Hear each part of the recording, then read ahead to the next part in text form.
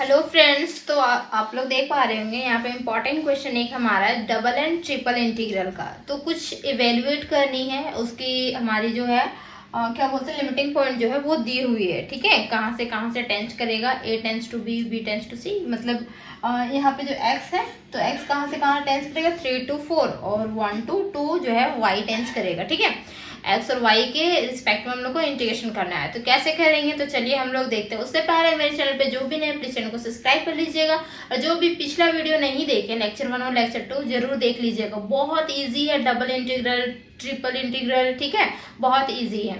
तो चलिए इसको सॉल्व करते हैं। तो देखिए सॉल्यूशन किस तरीके से होगा। सॉल्यूशन हम लोग लिखेंगे, सबसे पहले क्या करेंगे, जो हमारा गिवन इंटीग्रल है ना वो हम लिख लेते हैं। ठीक है, तो यहाँ पे लिखते हैं हम सॉल्यूशन। से पहले लिखेंगे गिवन इंटीग्रल। गिवन इंटीग्रल तो क्या है गिवन इंटीग्रल, उसको हम लोग डिनोशन कर सकते हैं आई से। ठीक है, गिवन इंटीग्रल को आई से इंटीग्रल आई डिनोशन कर सकते हैं। दिस इज इक्वल टू, ये हमारा दिया हुआ है, रीजन हमारा आर दिया हुआ है, एंड यहाँ पे दिया हुआ डी वाई डी एक्स। मतलब वाई के रिस्पेक्ट में पहले करना होगा, वाई में क्या है एक्स प्लस वाई का ये होल स्क्वायर।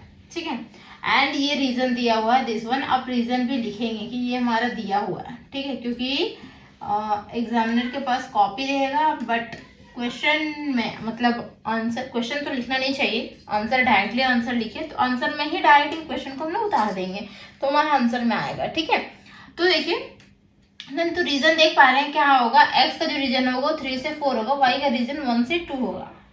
सिंपल दिख रहा है। ठीक है, तो इसको डायरेक्टली हम लिख सकते हैं। देखिए सबसे पहले किसके रिस्पेक्ट में करना है, यहाँ तो y के रिस्पेक्ट में, तो y वाला अंदर में होगा और x वाला जो है वो बाद में करना है। तो x वाला हम क्या करेंगे, पहले लिखेंगे 3 to 4, ये यहाँ से।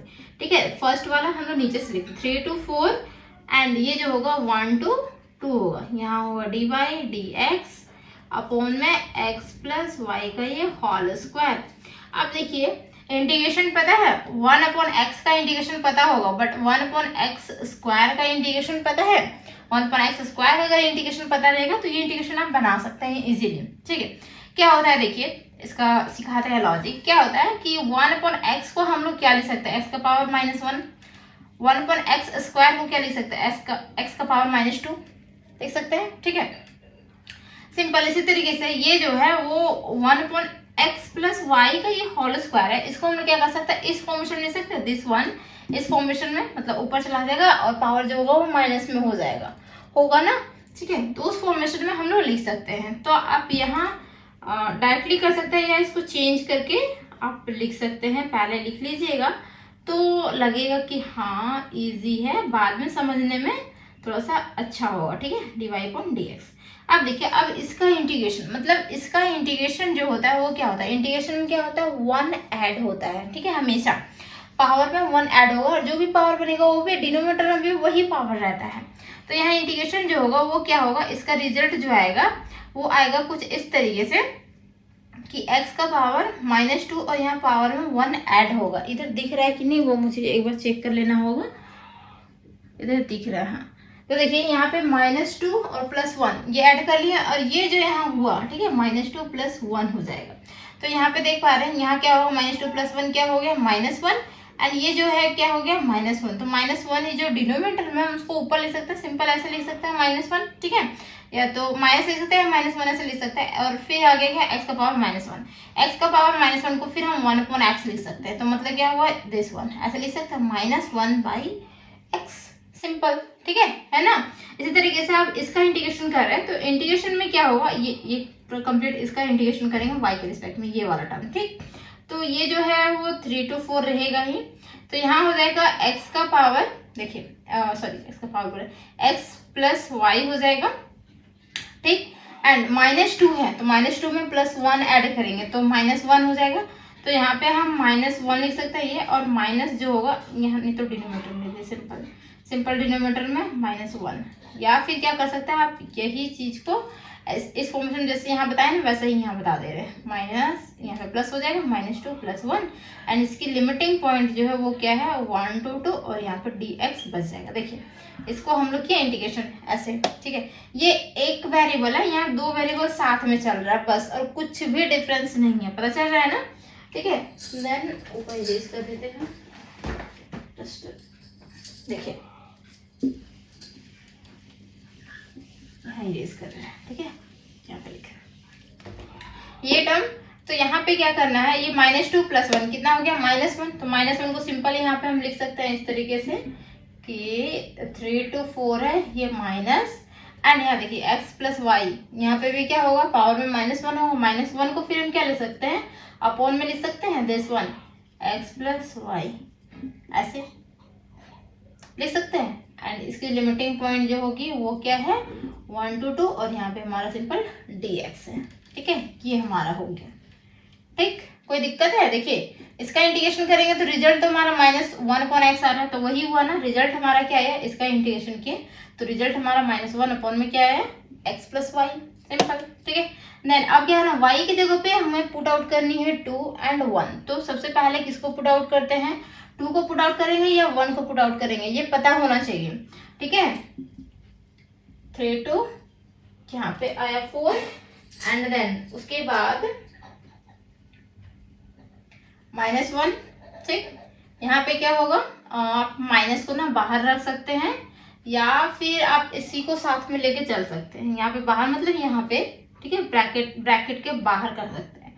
यहाँ पे पहले 2 होता है, x प्लस में 2 हो गया, फिर क्या होता है देखिए, यहाँ जो होगा ये, फिर उसके बाद 1 पुट आउट होगा, 1 पुट आउट होगा, लेकिन क्या होगा, माइनस करेंगे इसमें, जैसे कि हुआ ना कि 1/x + y -1/x + y, तो -1/x y, यहाँ माइनस ऑलरेडी था, तो ब्रैकेट के बाहर करेंगे तो समझाने में ज़्यादा इजी होगा, हम इसको ब्रैकेट के बाहर कर लेते हैं, ठीक है।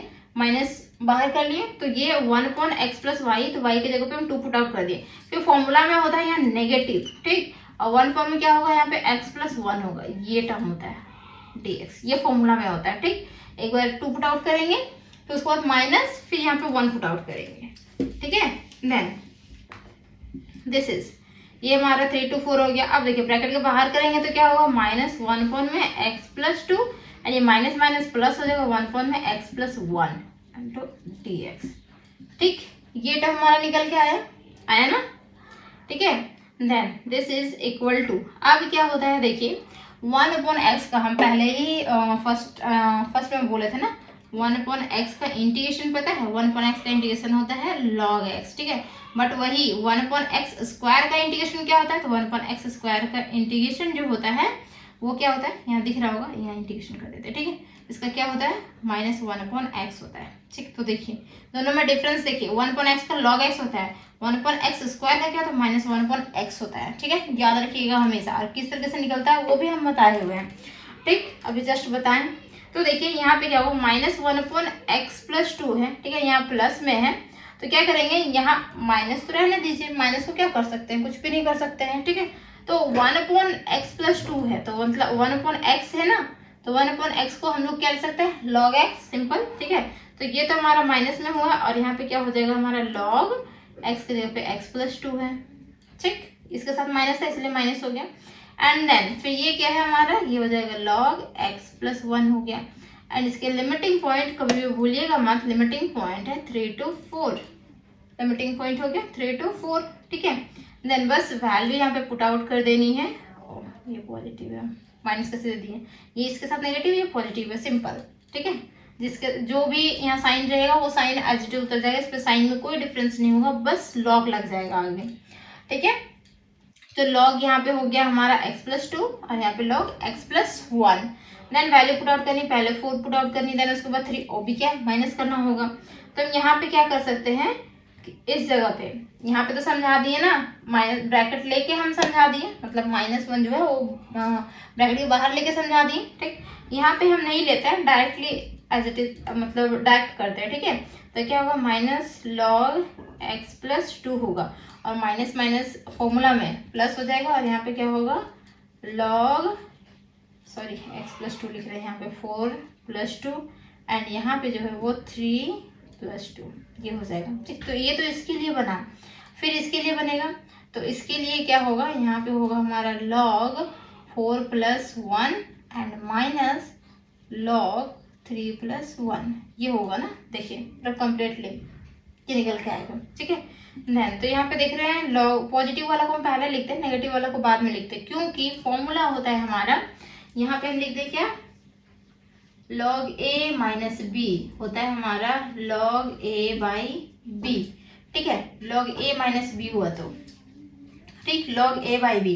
एंड अगर हमारा log a plus log b इस तरह से रहा, मतलब log a माइनस बी मतलब दोनों में log है, ठीक है, क्योंकि log हम यहाँ कॉमन आउट कर लिए, या यहाँ पे भी इसी तरीके से लिख सकते थे, but log a plus log b इसका जो होता है वो होता है हमारा log a b होता है, सिंपल, ठीक। तो यहाँ देख रहे हैं क्या, ये पॉजिटिव वाला हम पहले लिखे हैं तो log 3 + 2 5 हो जाएगा, माइनस ये हमारा log 6 हो गया, यहाँ पॉजिटिव में है तो log ये 5 हो गया, माइनस यहाँ पे क्या है log 4 हो गया, ठीक है।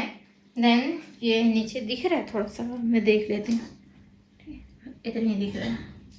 देन ऊपर हम इरेज कर देते हैं, बस थोड़ा सा बच गया है।